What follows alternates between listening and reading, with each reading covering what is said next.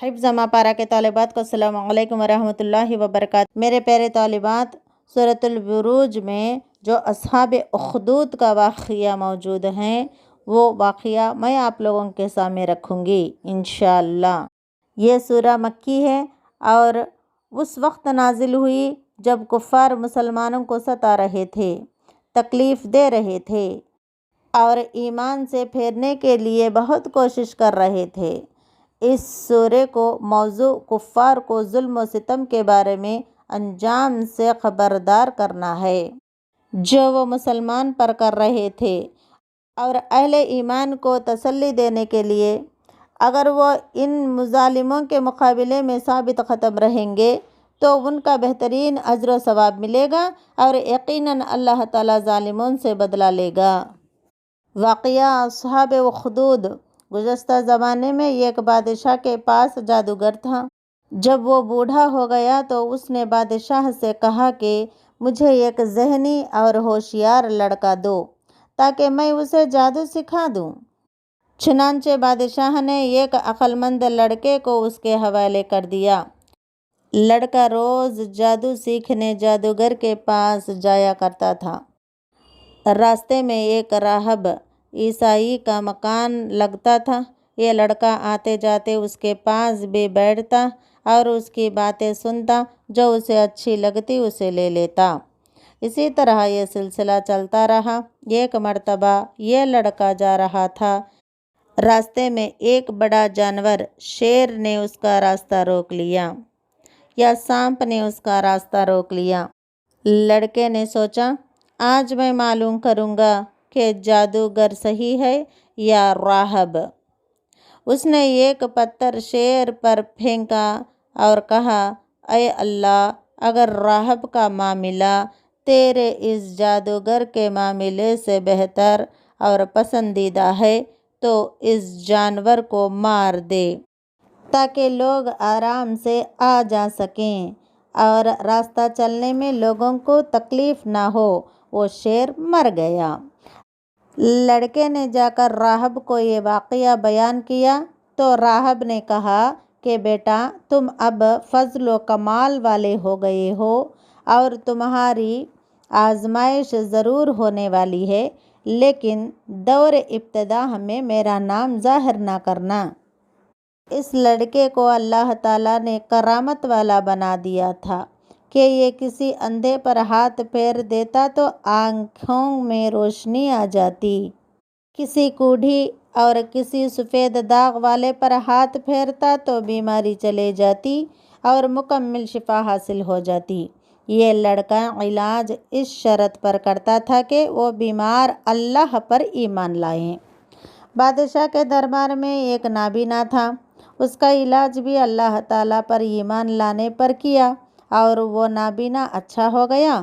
جب نابینا درباری بادشاہ کے دربار میں گیا اور ہر چیز کو دیکھنے لگا تو بادشاہ نے پوچھا، تم اندھے تھے، تم دیکھنے والے کیسے بن گئے؟ درباری نے کہا، اللہ تعالیٰ نے میری آنکھوں میں روشنی دی۔ تو پھر بادشاہ نے پوچھا، کیا میں تیرا خدا نہیں ہوں؟ تو درباری نے جواب دیا کہ اے بادشاہ، تم میرے خدا نہیں ہو، میرا اور تمہارا خدا اللہ ہے۔ بادشاہ سخت ناراض ہوا اور کہا کہ اللہ کا انکار کرو اور مجھے خدا مانو۔ درباری نہ مانا تو بادشاہ نے اس کے سر پر آرا چلا دیا، اس کے سر کے 2 ٹکڑے کر دیے۔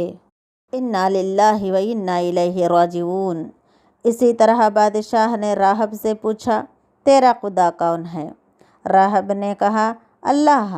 بادشاہ نے کہا، اللہ کا انکار کرو اور میری خدائی اقرار کرو ورنہ جان سے مار دوں گا۔ راہب نہ مانا تو راہب کے سر پر آرا چلا دیا اور اس کے جسم کے 2 ٹکڑے کر دیے۔ انا للہ و انا الیہ راجعون۔ بادشاہ نے سپاہیوں سے کہا کہ لڑکے کو پہاڑ کے چوٹی پر لے جاؤ، اللہ کا انکار کرنے اور میری خدائی کا اقرار کرنے کو کہو۔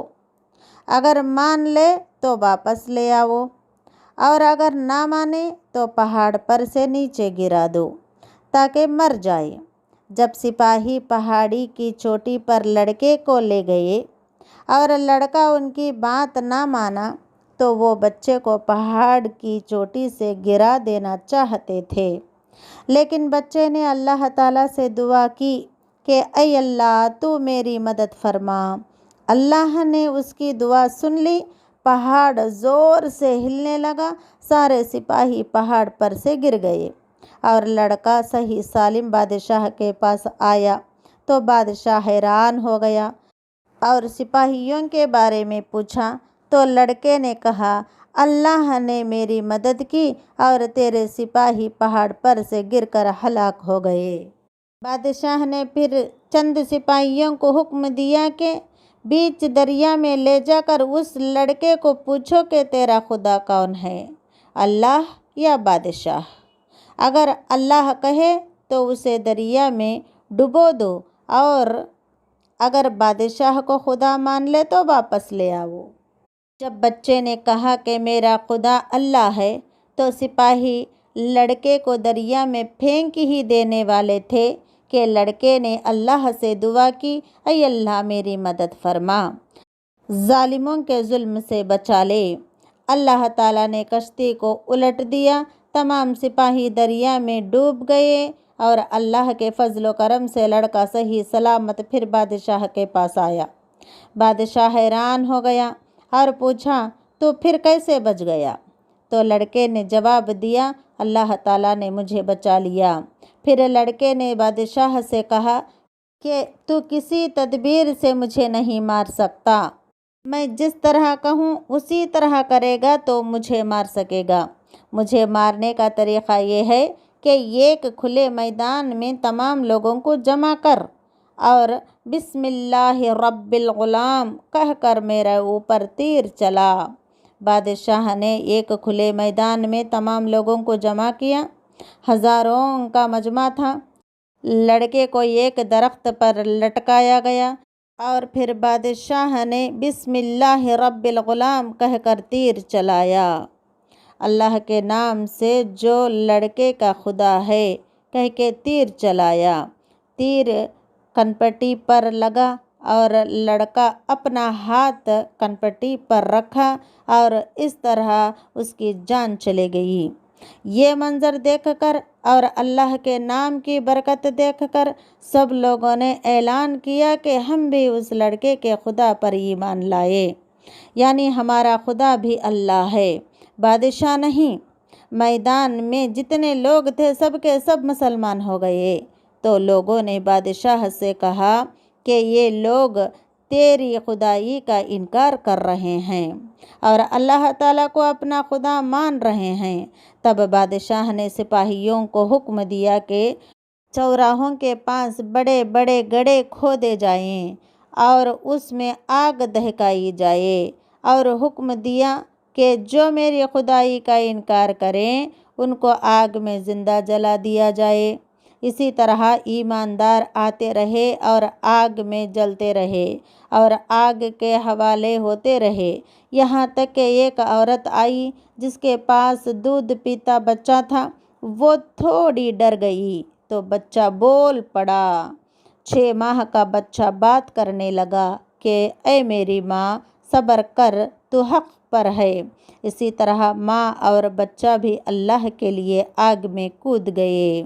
ये तमाम वाक़या हम लोगों को मुस्लिम शरीफ की हदीस से मालूम होता है।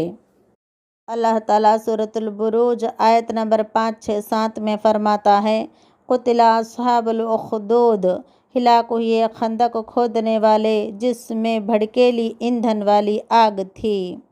अन्नारि ज़ातिल वक़ूद, जबकि वो उनके किनारों पर बैठे हुए थे। वहुम अला मा यफ़अलून बिल मुमिनीन शुहूद, और जो सख्तियाँ अहले ईमान पर हो रही थी उसे देख रहे थे। अस्हाबे उख़दूद से मुराद अहले खंदक हैं।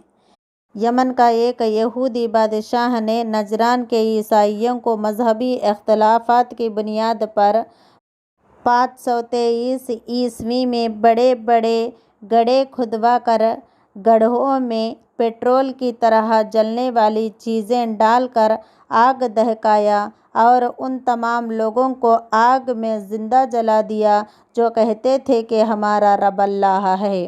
अहले ईमान पर आजमाइशें आएंगी, अगर सब्र करें और उन पर कायम रहें तो दुनिया में कामयाब होंगे और आखिरत में निजात पाएंगे। अल्लाह दुनिया और आखिरत में कामयाबी नसीब अता फरमा। आमीन सुम्मा आमीन। अस्सलामु अलैकुम वरहमतुल्लाहि वबरकातुह।